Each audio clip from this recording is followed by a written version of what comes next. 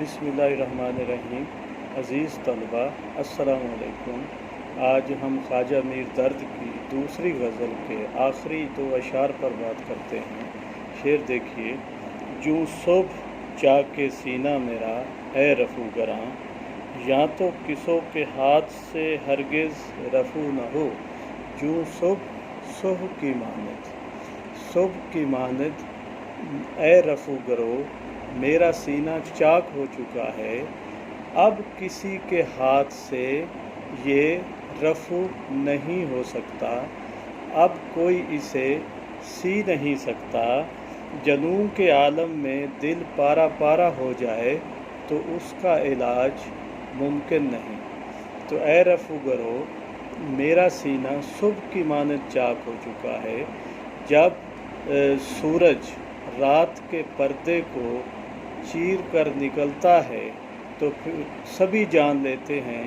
کہ روشنی ہو گئی، سورج نکل آیا، اب کسی کو بتانا نہیں پڑتا۔ اور اگر کوئی رات کے پردے کو دوبارہ سی کر اس میں سورج کو چھپانا چاہے، اس کی رفو گری کر کے چھپانا چاہے تو یہ ممکن نہیں۔ اب شاعر کہتا ہے کہ میرا بھی جو دل ہے وہ سینے سے، یا میرے دل کے اندر جو جنوں ہے وہ میرا سینہ چاک ہو کر اس قدر باہر واضح ہو چکا ہے کہ اب دوبارہ اس کی رفو گری ممکن نہیں۔ یعنی کہ میرا عشق اس قدر واضح ہو چکا ہے کہ اب سبھی کو خبر ہو چکی ہے اور اسے دوبارہ سیا نہیں جا سکتا، کیونکہ رفو گری تو عقل کا کام ہے، اور عقل جو ہے وہ جنون کی حالت میں ڈھارس بندھاتی رہتی ہے، لیکن یہ عقل کے بس کا روگ نہیں ہے کہ وہ رفو گری کر سکے۔ رفو گری تو صرف کوئی ایسی نگاہ یا محبوب کی نگاہ کر سکتی ہے جو اس جنون کی کیفیات کو سمجھتی ہو، جس کے اندر یہ درد موجود ہو، صرف وہی رفو گری کر سکتا ہے، ورنہ محض عقل سے تو رفو گری نہیں ہو سکتی۔ ہوتا ہے دل سے، فقط نگاہ سے ہوتا ہے فیصلہ دل کا، فقط نگاہ سے ہوتا ہے فیصلہ دل کا، نہ ہو نگاہ میں شوخی تو دل بری کیا ہے۔ تو اب یہ تو نگاہ سے ہی فیصلہ دل کا ہو سکتا ہے، اور دل بری ہی، محبوب کی دل بری ہی ایسا کر سکتی ہے۔ اور دوسری بات، جنون کے عالم میں جو دیوانے ہوتے ہیں وہ ہمیشہ جنگلوں کا رخ کرتے ہیں اپنا گریبان چاک چاک کر کے، اور اپنے چاک گریبان کی دھجیوں کو وہ اپنے غم کا علم بنائے ہوئے صحراؤں میں چلے جاتے ہیں۔ اور وہ صحرا میں کس لیے جاتے ہیں کہ ان کے نزدیک صحرا میں اتنی وسعت ہے کہ اس کے جنون کو سما سکے، ان کے دکھوں کا مداوع کر سکے، جو یہاں ممکن نہیں۔ تو وہ اس لیے جنون کے عالم میں صحرا کے اندر جانے کو ترجیح دیتے ہیں، اور اسی صحرا میں ہی جا کر کچھ تسکین محسوس کرتے ہیں۔ اب یہاں مجموعی طور پر جب ہم دیکھیں تو یہ ہے کہ اے رفو گرو،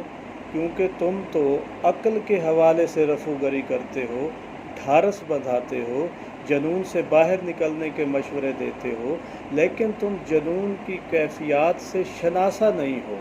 تمہیں وہ دکھ درد بانٹنا نہیں آتا، کیونکہ اس غم سے، دیوانے کے غم سے تم بے خبر ہو، اس لیے یہ تمہارے بس کا روگ نہیں ہے کہ تم اس کی رفو گری کر سکو۔ اور پھر میرا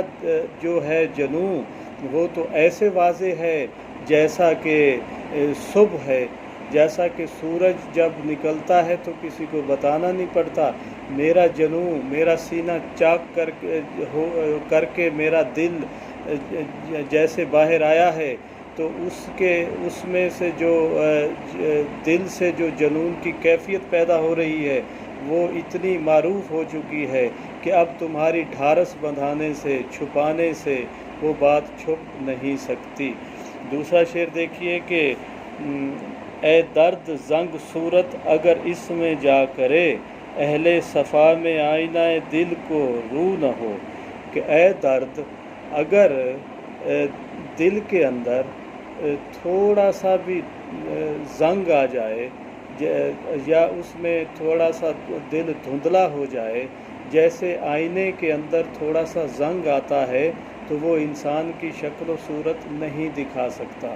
اگر اسی طرح دل کے اندر بھی بال برابر شک آ جائے تو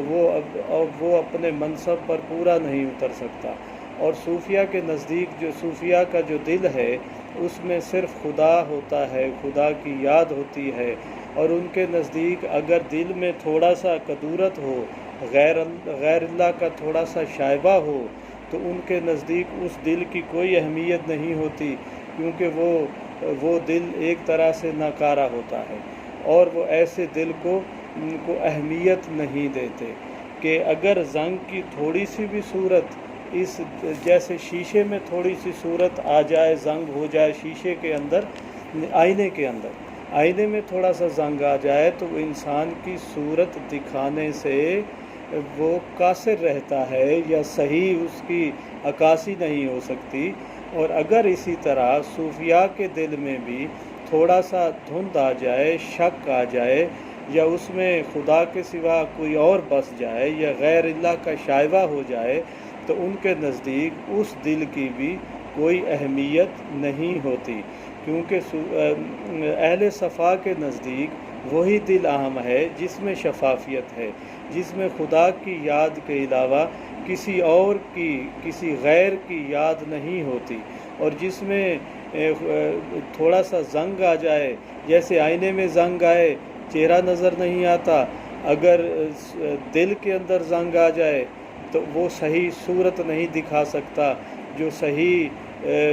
خدا کی یاد ہے اس سے وہ دور ہو جاتا ہے۔ اور صوفیہ ایسے دل کو، دوسرا مثال دیکھیں، اہل صفا میں آئینہ دل کو رو نہ ہو، اہل صفا کے نزدیک اس دل کو سامنے نہیں لایا جا سکتا، اس کی کوئی اہمیت ہی نہیں ہوتی۔ جس میں تھوڑا سا دھند آ جائے، جس میں دھندلاہٹ آ جائے، ان کے نزدیک تو دل کو آئینے کی طرح شفاف ہونا چاہیے، اور شفاف دل جو ہے وہی محبوب کے عکس کو سما سکتا ہے، وہی اللہ تعالیٰ کی یاد کو سما سکتا ہے، اور جس میں بال برابر بھی شک پیدا ہو جائے، اس دل کی صوفیہ کے نزدیک کوئی اہمیت نہیں، جس طرح زنگ آلود آئینے کی کوئی اہمیت نہیں ہوتی، کیونکہ زنگ آلود جو آئینہ ہوتا ہے جس میں تھوڑا سا زنگ آ جاتا ہے، وہ انسان کی شکل و صورت دکھانے سے قاصر ہوتا ہے، اور ایسا دل جس میں تھوڑا سا شک آ جائے یا غیر اللہ آ جائے تو وہ صوفیہ کے نزدیک اس لیے اہم نہیں ہوتا کہ وہ خدا کی جو وحدانیت ہے، جو خدا کی محبت ہے، وہ اس میں پھر نہیں سما سکتی۔